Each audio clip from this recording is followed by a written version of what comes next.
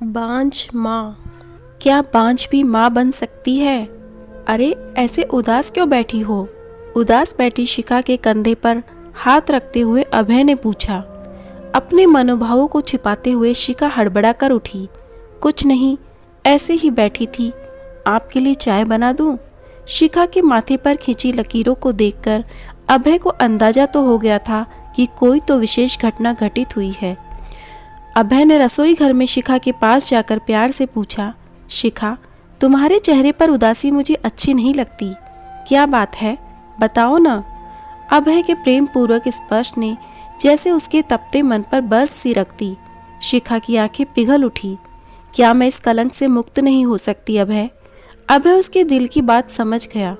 उसे सोफे पर बिठाया, खुद ही दोनों की चाय कप में पलट कर लाया और फिर प्रेम से पूछा, क्या हो गया आज जो तुम्हारा दिल इतना भर आया है? क्या घर से फोन आया था? शिखा ने न में सिर हिला दिया। अभय के बार बार पूछने पर आंखों में रुकी हुई नदी बहने ही लगी। शाम को तुम्हारे आने से पहले वर्तिका के बच्चों के लिए इडली सांभर लेकर गई थी। अच्छा, फिर? वर्तिका भाई साहब से कह रही थी कि आज सुबह उस मनूस बांझ का मुंह देखकर गए थे, इसलिए सब काम बिगड़ गया। इतना कहते ही वो अभय से लिपट कर रोने लगी। इतनी छोटी बात कर दी भाभी जी ने। अभय भी अब थोड़ा गंभीर हो चला। आंसू पोंछते हुए वो आगे बोली, सुबह ऑफिस जाने से पहले मैंने भाई साहब के प्रोजेक्ट के बारे में पूछा था। वो बड़ा प्रोजेक्ट उनके हाथों से निकल गया।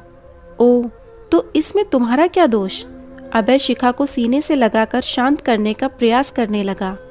आज तक वो खुद को और उसको अपशब्दों की आग से बचाने की कोशिश ही करता रहा है। अभय, मैं वापस जा रही थी कि वर्तिका की आवाज आई कि कौन है, तो बच्चे धीमे से बोले कि अरे वही पड़ोस वाली मनूस आंटी थी। ये शब्द मुझे भीतर तक छलनी कर गए। फिर पुरानी बातें याद करके शिखा रोते रोते ही सो गई। शिखा की शादी हुए 8 सावन बीत चुके थे, लेकिन उसकी गोद हरी नहीं हुई थी।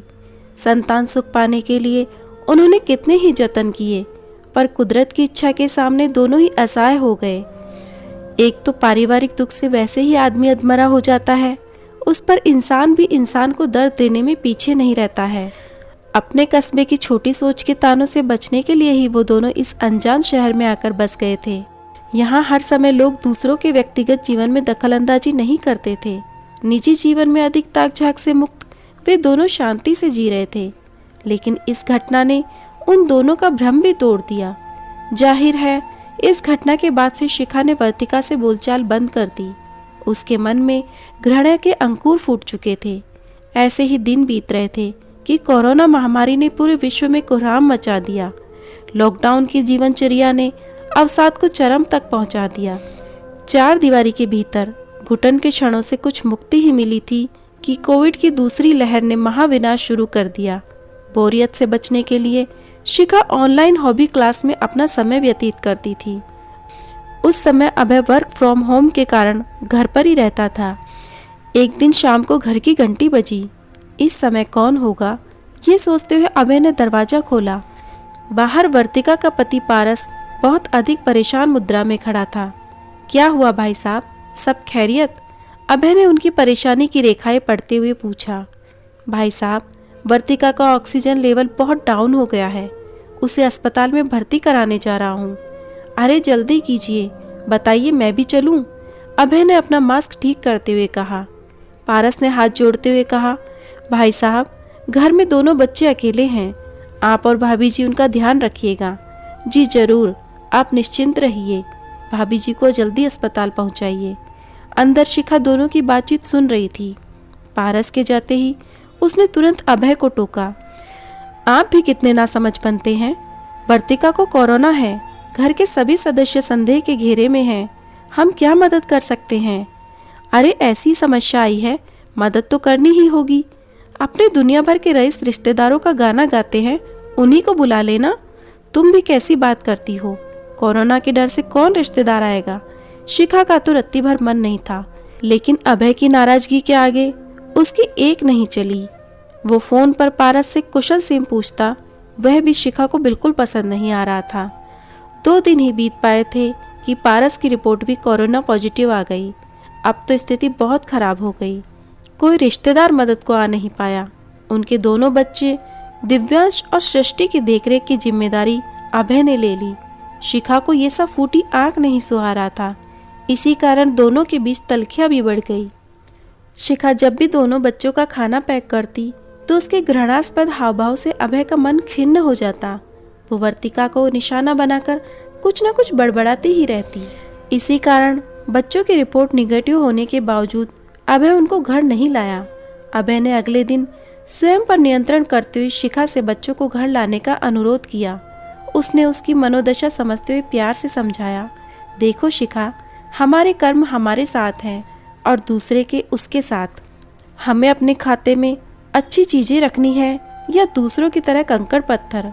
शिखा ने अभय की बात का जवाब नहीं दिया। अभय ने मोबाइल में दिव्यांश और सृष्टि को वीडियो दिखाया जिसमें वे मम्मी पापा से रोते हुए प्यार जता रहे थे और जल्दी सही होने की मनोकामना कर रहे थे। उस वीडियो को देखने के बाद शिखा एकदम चुप हो गई और चुपचाप खाना बनाने लगी। उस रात वो सही से सो नहीं पाई। अंतर्मन के सकारात्मक और नकारात्मक पक्षों का आपस में टकराव होता रहा।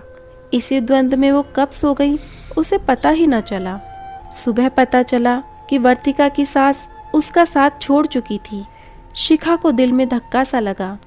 वर्तिका और उसके परिवार के सब सदस्यों के चेहरे एक एक करके सामने आते और उनके अंतस को उद्वेलित करके चले जाते। पारस के बड़े भाई साहब आ चुके थे। दिव्यांश और सृष्टि की रोने की आवाज़ें बाहर से ही सुनाई देनी शुरू हो गई थी। शिखा ने बिलखते हुए बच्चों का रुदन देखा तो अंदर तक सिहर गई। 9 साल का दिव्यांश और 4 साल की सृष्टि बिना माँ के कैसे रहेंगे, वो सोचती ही रही। काल की क्रूर आंधी यही नहीं ठहरी। 2 दिनों बाद ही पारस का भी हृदय गति रुकने से देहांत हो गया। इस खबर के साथ ही शिखा का दिल बैठ गया। अचानक से हुए इस घटनाक्रम में अतीत चलचित्र की भांति उसकी आंखों के सामने चलने लगा। वर्तिका और पारस के साथ बिताए स्नेहपूर्ण 3 सालों के दृश्य आंखों के सामने आते और धुआं हो जाते। बस एक दुर्भावना ने इस सौहार्दपूर्ण संबंध को फीका कर दिया था। बच्चों को अपने माता पिता से आखिरी समय मिलना भी नसीब न हो सका। संवेदनाओं में डूबी शिखा निकलते बैठते खिड़की से वर्तिका के घर को ही ताकती रही।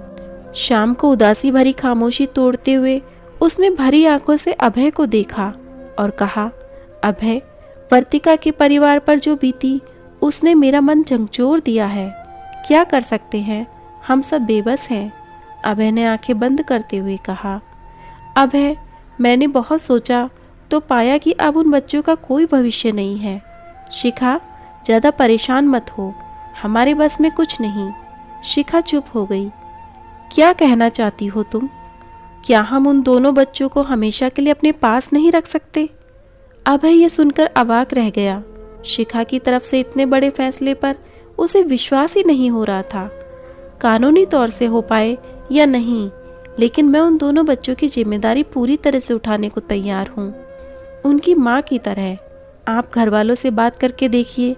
अभय एकटक शिखा का ममता भरा चेहरा देखता ही रह गया। शिखा की आंखों से करुणा का झरना फूट पड़ा था, जो उस पथरीले विचारों को पूरी तरह भिगो चुका था। आज तो अभय की आंखों में भी पानी की बूंदें उतरने लगी। समय की गर्म आंच में शिखा के मन के सभी बुरे भाव जल चुके थे।